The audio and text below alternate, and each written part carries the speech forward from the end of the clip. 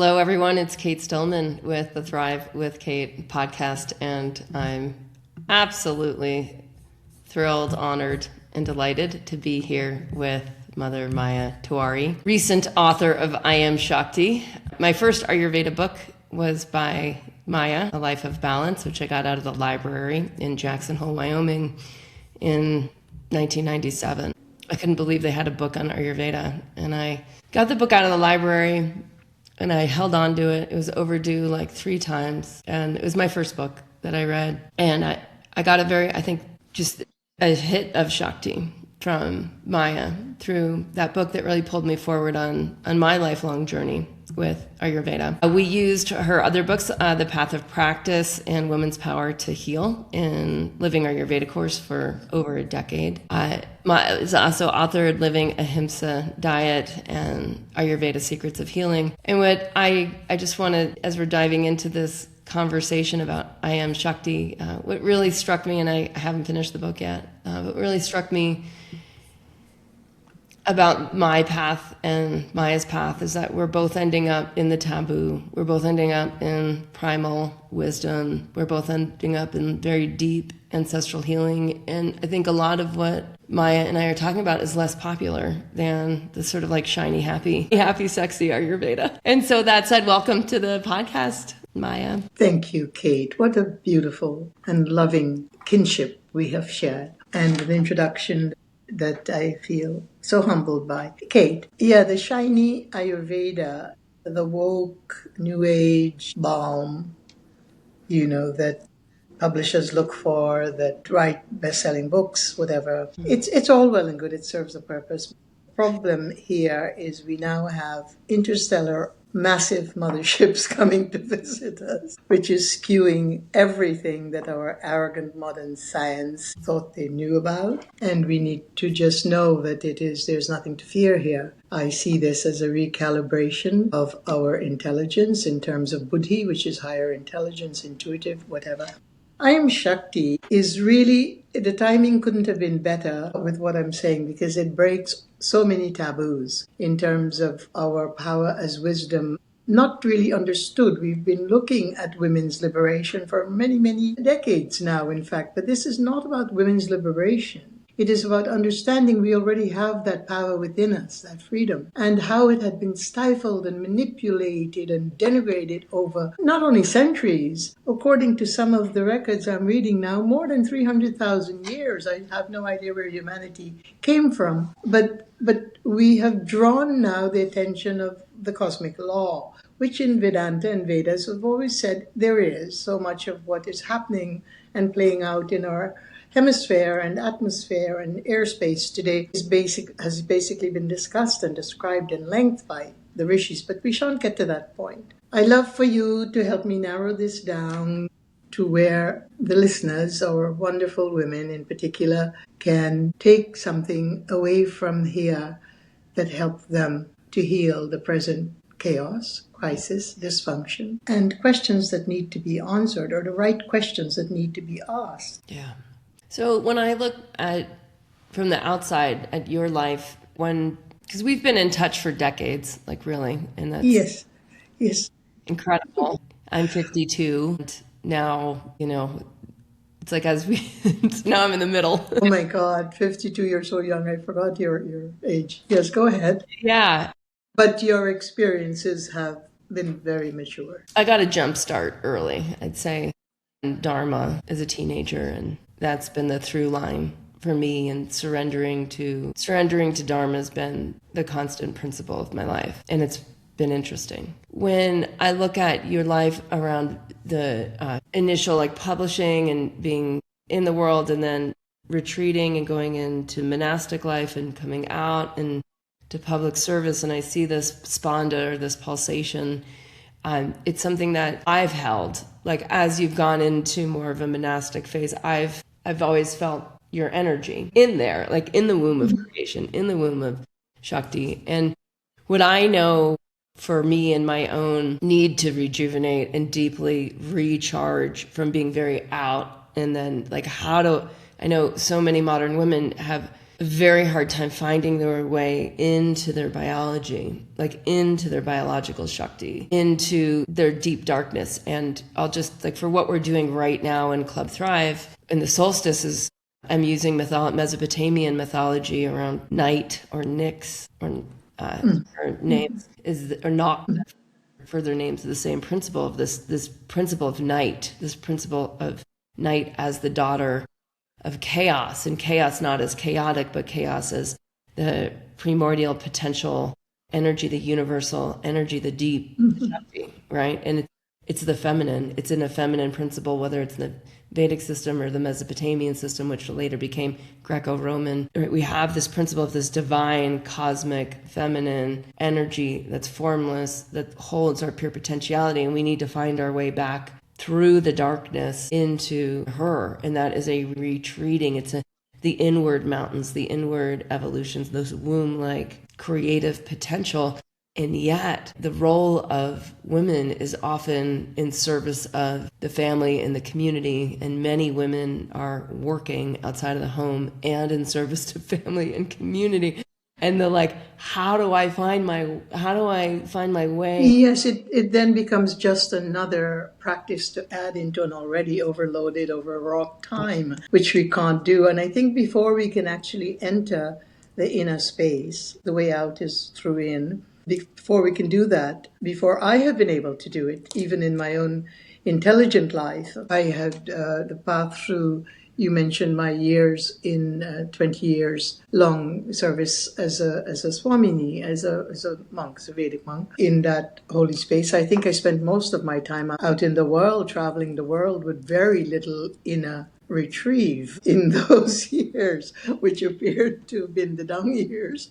So we don't really know about it. The first thing we must do as women, that it's painful at first, but the rewards are so intensive and so incredible when we come out the other end. And that is to recast, to recalibrate our entire concept about the dark. In our modern societies, for many centuries now, we've been trained to only try and strive for light. We look up to the heavens for God, we look out, we stretch our hands out, and God is right within us in the bowed position, or the prostrating position of lying flat down onto the earth, or in the namaste position of all of that. So we know that all of it is occurring inside of us. And what we have to do is come to terms with, what does it mean to own my darkness? Not just to be Lakshmi, the goddess of prosperity and abundance, which is lit, golden, brilliant light, bigger than the sun, but to be Kali as well, the dark forces that have no fear, because we cannot fight for human justice or cosmic justice or any justice unless we're able to walk through the path of the dark.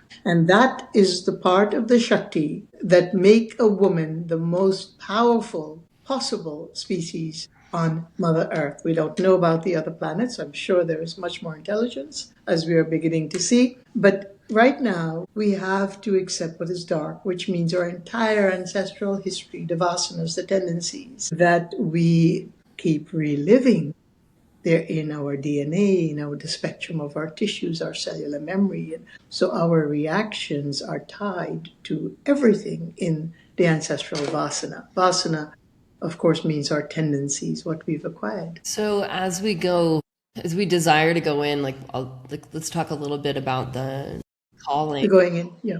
The calling inward. I mean, there's a lot of, what I'm noticing in Club Thrive is there's a lot of women who, it's like a scary diagnosis, it's a relationship that, and it's an unknown identity and work of this last work was past self and future self that's not my next aligned work. And so this who am I, if my identity is connected to either relationship or to work or to now I have a diagnosis. That's often I find is like, those are three very common calls right now into what I call the depth path, of this path into the dark or into the depth, to the unbecoming, into the unknowing, into the I don't know who I am, but I do know there's an unraveling. The work to be done is in the unknowingness, is in the in the bewilderment. I would love to hear how you what you notice, or how you hear it or see it or feel drawn.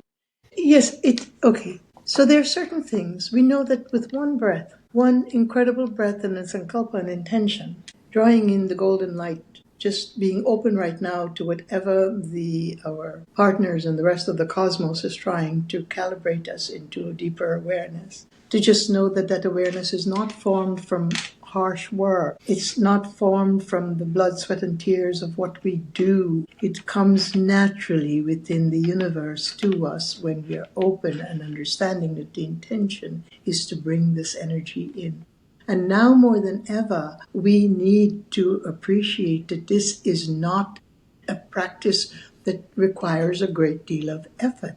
All of the things we have done practice-wise, abhyasa, practice, we don't have space and time to do them. And so now let's look at space and time. Are we willing to create a simpler life around us for ourselves and our children? Because without that, we have no way of claiming inner space. And without creating the widening of space within us, we can't breathe. We can't breathe into new life. We can't accept what is around us from the beginning of time. Just simply inhaling, but with intention, simply pausing, and then clarity comes. I need to undo all those closets, get rid of all those things, give it to those who need it. Storage. Why are we leaving storage? I'm now 80 years old. I'm not 80, but anyway, we come to a certain age in our life when we need to, what are we going to do? Leave that for the next generation to unpack our collections of priceless stuff we haven't used in 200 years? Okay, so basically all of these things mean lightening up, physically lightening up the space. And as far as our children are concerned, they do not need the most expensive Nike shoes. They do not need to be pampered and made into little celebrities before they even know what sharing is about. So we need to recalibrate all of that first. But it doesn't take that much time. You can tell I'm in New York City, and every time I say something profound, the fire department decides it's going to blast its siren, and that's how very audible my space and voice has been. Nonetheless, getting back to this, Kate, it's not as difficult as we think it is. Number one, we have to know that the dark space is the seed. It is not, and we can change the survivalism seed of our ancestors from the dark space only. No matter how much prayer, how much light, how much dedication we cast upon praying for them, loving them, being with them, it doesn't work anywhere as well as when we can go into the dark space of the seed within us before the sprout came out. The sprout not knowing what it would meet out there, the unexpected, the unknown, and yet having the power to break through the great solid black earth and coming into the light. So we came into the light, but we now need to retreat back into the dark, understanding that that is where the formidable, powerful resources of Shakti really is birth. Listen, women, we gave birth to the entire humanity. I didn't practically give birth because I lost my womb at the age of 80. But what I'm saying is, how powerful is that? Think about it. So one of the messages that I've been called to share is to help the millennials and the Gen Y women reconnect with their power of creation, with their desire to have offspring, because I find it's very muted, it's very suppressed. I feel like in consumer culture we've been sold this dream of, breaking the glass ceiling and recovering our power through just the modern capitalistic structures, and that then there's regret later. And you didn't have a choice. I thought I'd have a baby later in life. I thought I'd have a baby at 50. I also lost my womb. And there's women in Club Thrive that decided, could have had children and decided not to. And then they realized the regret, the loss more in their late 40s, later years, 70s. And they feel like they were sold consumer culture, just kind of like the moms who are out making money to buy their kids the fancy shoes and go to the fancy schools and turn the child into a celebrity. I will not set off the sirens because I'm out in Wyoming. But there's this, I was speaking with a Black woman in Manhattan yesterday, and she's 31. And I asked her, we went through her sacred ambition, and I said, well, what about children? And she goes, oh, that is my most sacred ambition. But she didn't mention it in the first 30 minutes speaking. And at the end of the conversation, after this very rich potentiality came out of her, she said, thank you so much for asking. Like, no one has asked me. Like, in a way that it wasn't like the nagging mother wanting a grandchild, but more of the, like, what was her vision for her life and her future. She said, my most sacred ambition is to be a mother. And I would just love to hear you on this, because obviously population is declining among the affluent. We're not at replacement population among the people that have resources and are doing yoga and are learning Ayurveda and buying the books on Amazon.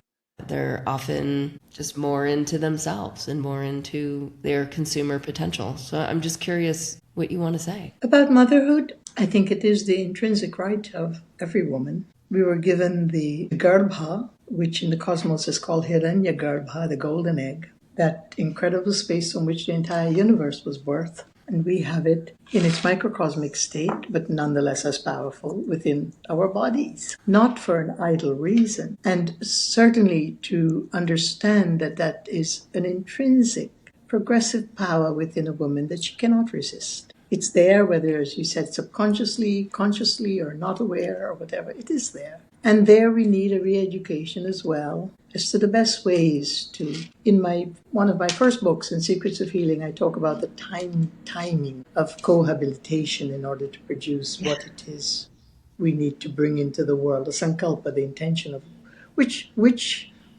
soul am I ferrying into the earth. We need to understand the timing we are bringing this incredible birth into the world. We need to understand that every birth in every generation is reconfigured to be in coexistence with its timing, meaning to be able to be the best that they can in the generations that they're being born in. So they're equipped very differently than we are, brain structure-wise, mentally, the way they inherit DNA and all of that. It's a big subject. But I think, as you said, Kate, perhaps the greatest accolade a woman can truly have in her life is the accolade of mother. There is nothing greater, bigger, can never be outshined by anything we do professionally or otherwise. It is not only birthright, it is cosmic, holy, sacred ground. It is the ground that also teaches us what the dark is about, because we have to carry the gestation for so long in the space of a seed, in the space of our own body, in the fetus state. And so basically that is our initiation into the dark quarters of Shakti. I never had that physiological experience. I've had the psychological experience of giving birth because of the work I do and the path. But it's not the work I do, it's the purpose. And after being targeted for 14 years now, I understood that my purpose was yet to be served in its full glory. It isn't different from the purpose I started out with, but it has matured into something so phenomenally Shaktified. Yeah. That it takes 100 people in effort to try and sort of dampen me in this act of being targeted. You know that the time is running out for that mentality. I see it every day and I understand that every day. So we cannot be afraid, and I was put through it because of ancestral vasanas. Because I had to face the fears of survivalism and the darkness that comes from my own legacy and tradition of all of it seeded, and then had to be the one to break that mold. And so, yes, the experiences that we have when they're bitter and dark put us closer into the darkness of Shakti. Not to destroy what is positive, but to decimate what does not serve. So any force that comes against this darkness is repelled. Yes, we have a physiological, fragile body that can be impaired, and mine from time to time has gotten impaired. But spirit I have seen how just delving back into that darkness without fear, the darkness of rebirth, the darkness of our own reincarnation here within the same lifespan. I've seen how powerful that energy is, that I wake up without the pain of an impaired body. So we need to understand darkness as the birthing ground, the regenerative ground, the nourishing and nurturance ground for women's power of the Shakti to come to the fore and stand as tall as we are. And so many of our women of the past, whose history has been drowned by this craziness of, I say, by the hysteria of patriarchy, putting back that word and coining it back to the patriarchs as opposed to the female. You know, the whole struggle in I Am Shakti about patriarchy and the cabals is, I didn't go into that history just to go back into history. I went into the history so that women can trace how much effort and how many centuries it's taken the patriarchs to try and own the Shakti power, which they never can own. How many divisive schemes, how many evil schemes, how many manipulative, distorted, contorted, thwarted, and otherwise warped skills strategized to own what? The power that you carry, your Shaktified force. Yeah. That's how powerful we are. And I'm so happy and so thrilled. I've got just a glow of gold around you, Cate, in the conversation of bringing up this darkness, because it is something we fear, we dread to look head on, to face head on. We can face our traumas, but traumas are only part of the dark when we don't know how to use the dark. Traumas cannot be healed by psychiatry, psychologists who are also traumatized, by the way. We've got a whole bunch of traumatized professionals running around trying to help other traumatized people, and we are in a loop and it's not working. Amen. And the profit and the greed and all these things that came, they didn't sprout from darkness. They sprouted from the malintention of patriarchal power that wanted to become the Shaktified force and seize the Shakti and make it their own. But biologically, psychologically, intrinsically, spiritually, they cannot have it. I'll keep trying.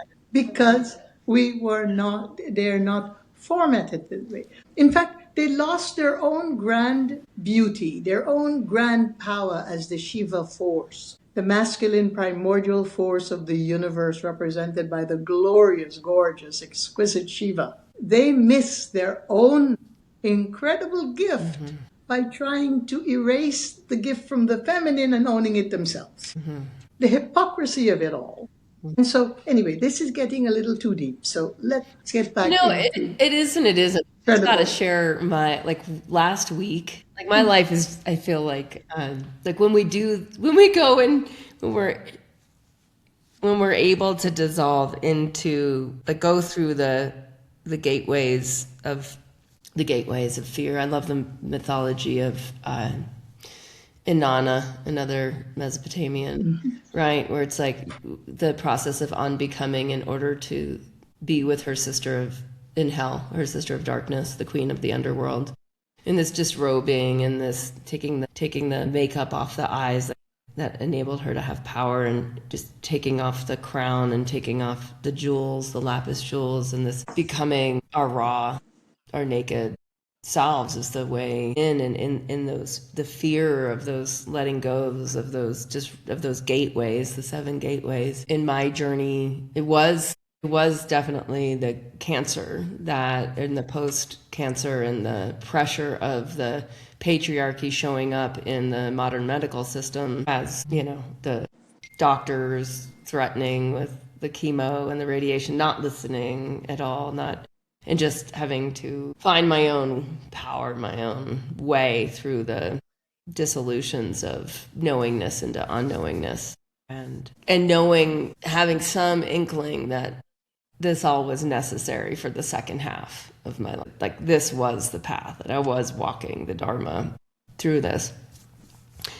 And with the fear of my child and the fear of my partner, my spouse, holding all of the fear of my parents, all of that, and all of their conditioning and assumptions around what I was doing and the choices I was making. And then my sense is that then what is possible is so much greater. Like if we don't go through those gateways, what is possible is very conditioned by the external realities. I talk more about capitalism like this. In college, I wrote my thesis on international environmental politics and policy with climate change and full cost accounting with economics, and how like we don't account for the resources. We just imagine that they're regenerable, and they're not.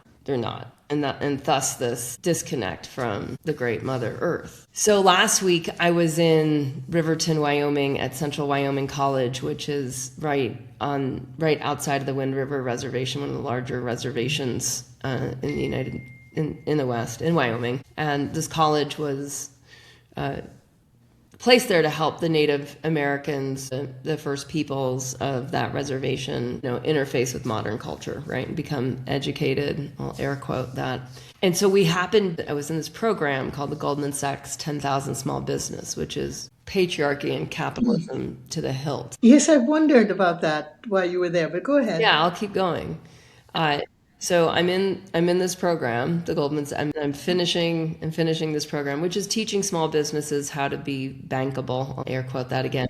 Basically, how to get money to infuse into their business and the economy, to grow jobs and to grow potentiality. It's just kind of like small business capitalism 101 for established businesses. We are in, as the universe would have it, we are in the indigenous building. We're in like the First Peoples campus, their little campus just outside of the reservation, where they've actually repopulated buffalo. So there's a lot of energy. So in this building, all of the art is the elders, the tribal chiefs, the photography of the chiefs of Wyoming, the movement of patriarchy, of capitalism through the West, the decimation. Like this is all held in this building. And there's the offices of the alumni coordinator, the student coordinator, Native American studies, and all of that. So we're in this building, and the other 40 capitalists, or 50 I'm with, are like somewhat ignorant of the building we're in, like just not even conscious of the space. And I've had this calling for the last few years to have a more nonprofit arm for Native American healers, for their traditions to enter our culture so that we can get more grounded. Of course.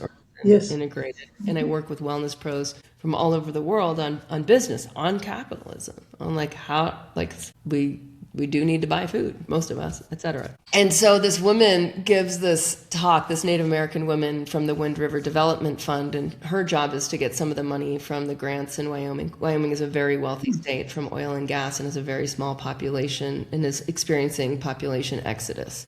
So there's quite a bit of money that's going into like Wyoming trying to stay a state, essentially, like have enough people to stay a state in the future. And so her job, Erica's job, is to get the money into the Native American population to help them start small businesses.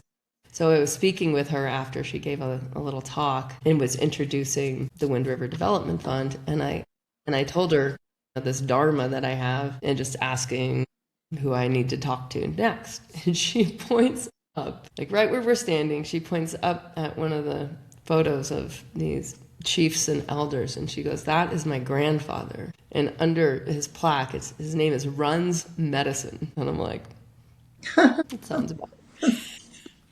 And so for me, like being in this paradox, and I spoke with her for a while, and then I had to like get back in. I spoke with the head of student affairs for a while, this woman, Rory, and she wanted to tell me the stories of her people and the stories of her children making medicine and the stories of how the tribes are sharing medicine. And she wanted me to listen and listen and listen. And so I did. And then I had to like run back into the Goldman Sachs like negotiations training. And this being in the dichotomy, these worlds.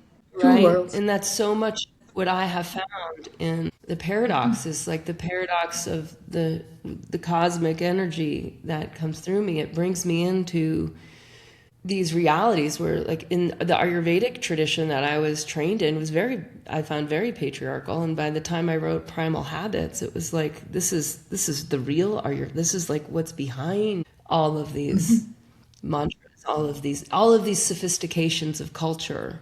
is a very deep healing energy. And it's quite unpopular, I find. And so there was a lot of rejection, right, from the traditionalists when I was going primal. And that, there can be this fear of, a lot of people told me you're going to lose a lot of audience, you're going to lose a lot of popularity. And I'm like, I don't care. Like, I'm more interested in truth. Yeah.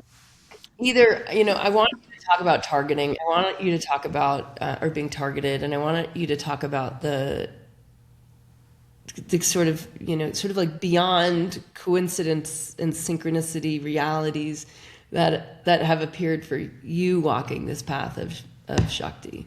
That's a deep Or you one, can talk about but it's what whatever you we've want. been talking about. We've been talking about this all along, and when you look at the dichotomy of the two stages you were in fact guiding at the same time. It was a typical example of how our lives bear out. But getting back into something interesting, you were talking about primal Ayurveda. Much of my work has nothing to do with what Ayurveda became as a clinical model. Okay, so we were talking a bit about synchronicities, the call of like when we go into the dark, like when we surrender into the energy of the womb, of night, of darkness, of the unknowing, back into chaos. Often what comes out of that is these synchronicities, this different relationship with space and time, and I would say like a very receptive experience of reality, where we're like receiving some of these dichotomies, these paradoxes, and these like what Deepak called synchro destinies. Mm-hmm. And so I'm just so curious for you and this epic age of being targeted, just to share your experience. That experience is so deep, and some of it is shared in I Am Shakti, but not to the point where it dampens spirit. Because what we're sharing is how to get through even lesser abuse, really, for lack of a better word. At first, it was a shock. I turned 60 years old in the mountains of North Carolina, in Pisgah Mountain, at my school, the property. And when it first started, there was so much disarray. You were not able, dissonance really, cognitive dissonance. You're not able to place certain pieces together naturally as one would do. And so, you understand what I later understood was that they work on the mind. They do mind tricks. They're full of trickery. They're full of veils and trickery, and they're occult sciences, and they use everything, really, practically every tool in their case. And so what one does, for me, the first 3 years really threw me asunder.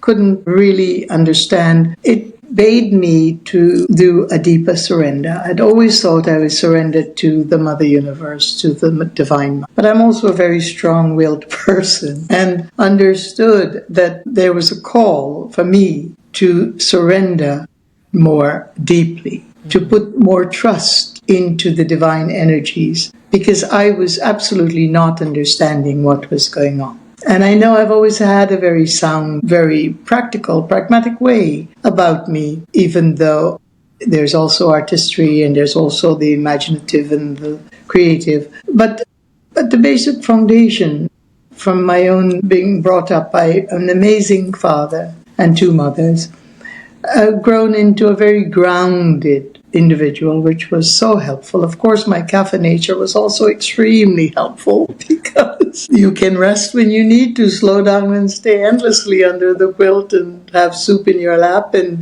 be in love with the joy of doing nothing. And so basically, I began to, after the first few months of just the surrender, meaning trying not to overbolt the doors, not to do this, not to look behind me, not to pay any attention to all of the circus that was really unfolding around me. In my food source as well was being poisoned. They didn't hold any bars. My body was being defiled. There are so many things that were occurring. I just went inside. I started to understand that as intelligent as I am, as spiritual as the path had been, something was unfolding, and it needed my complete attention, but not in the same way as before. Mm-hmm.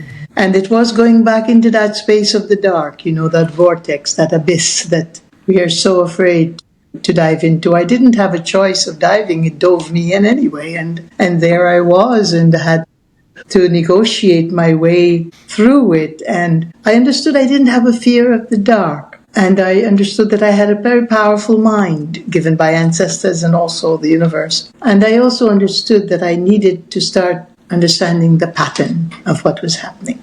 The pattern. To nail down the pattern.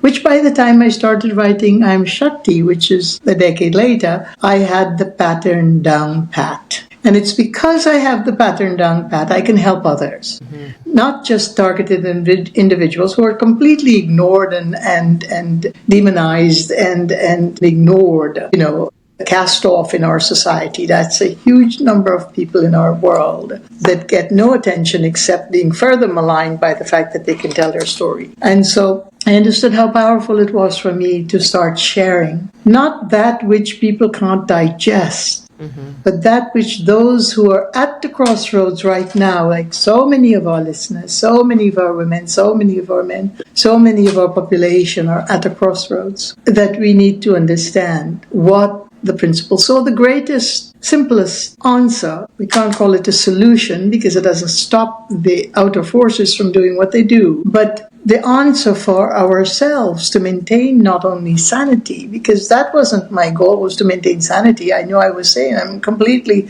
sane individual. To many I appear insane, but in fact, I love my sanity. Yeah. And I love that it appears insane sometimes. Yeah. Totally. I love the entire gamut of the characteristics of the freedom that I have enjoyed as a person, not individualized to the point where I'm separated from my team of humans and the connectivity and camaraderie that we all need to share. And that was a huge part of I'm Shakti. How the otherness has to go. We have to understand there is no otherness. There is myself, there's you, different karmas, different journeys, different births, but equally as powerful in the Shaktified force, because that is something we're all given before birth, at birth, and whatever. So it was the going in to learn my lessons, because nothing comes to us without a purpose. The loss of a child, cancer, a disease, the betrayal of friends and husbands and spouses, and the loss of parents. I just lost my mother in August amid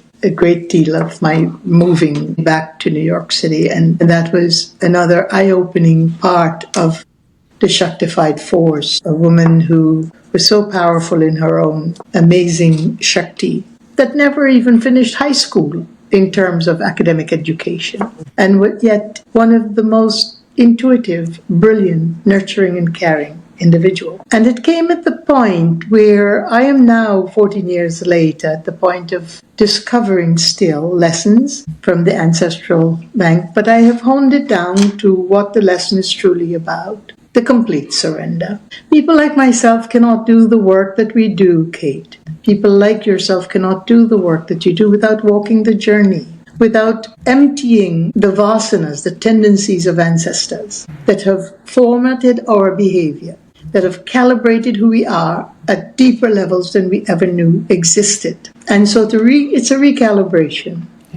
And, I stumble with it. I stumble with it a lot. There's sometimes when I want to be Annie Oakley of the Vedic tradition, because I also have that amazing sense of humor that has always been there. Someone tries to target me the other day. I love dogs, and he's walking the dog, and I can sense. I have this radar that senses who is who and what they're there to do. And I, just don't necessarily bless it, but I walked past it, but the dog that he was walking fell in love with me and started dragging his master towards me, because dogs are so very smart and for some reason had picked up my scent somehow. Imagine that. And the dog was tenaciously pulling this unwilling walker in my direction. And as I said, I love dogs. And I had to say to him, you have to go with that clown that's walking. Yeah, sorry, I'm so sorry. You have to go with him. So, yes, we should not forget who we are at the very core of who we are when we are being blessed with very big hits. And at first we know it's, we cannot call it a blessing because it is so tiresome. It's so much angst and da-da-da-da when you're getting, now I'm so honed by it. I've changed, but not in a way that defiles me. I've changed in a way that makes me more me and the purpose I am to serve. And that is the beauty of all of this, that we can laugh about it. And finally, because for a long time now, 10 years ago, I was saying, we have to pray for these people and we have to bless them. And in fact, we don't. The universe has a karmic justice schema. The universe is merciful. The universe gives a million chances before we are penalized in that sense of karma. But I had to create an inner space within me first. And the only way that inner space became wider is when I started to surrender and understand the lesson is within. It's within the darkness of my ancestry that I have to plunk out and look and face. And it comes once you open that box, it comes. You don't have to mentally think it out or intelligently strategize it. I started to see the pattern, knit the pattern, know the pattern, understand the pattern, and can replicate the pattern. But I'd like to replicate that pattern for justice and good and for the benefit of all of humanity rather than the destruction of the individual and humanity. And so, yes, it makes you powerful. And who gave me that gift? The targeters. They hand you a gift. Everything. Cancer hands us a gift. I knew that early on. And as you know, Cate, my journey with it happened very, very early in life. Ovarian cancer at 18 is almost like non-existent. And it happened because for the journey that we serve, we are primed very early in life. The womb was not, the internal womb was not to be served. The cosmic womb is where I was hired and where I was staffed and where I was to be the team member. Yeah. So there is the journey. But the dog story I had to tell you is hilarious because it happens every day. These people show themselves. They think that the mind, we don't know anything from the mind. There is a super intelligence, a radar that happens, a span of energy light that surrounds when they come out. And so they've got to get me when I'm knocked out and gassed out and dead asleep. And they do try. I love the team. I love the analogy of the team that you're on because I feel the same way, and it's great. It's an inside job. It's an inside job, and it's great to speak the same language. Be very, very blessed as it is already. Big love. Okay, part 2 coming soon. No.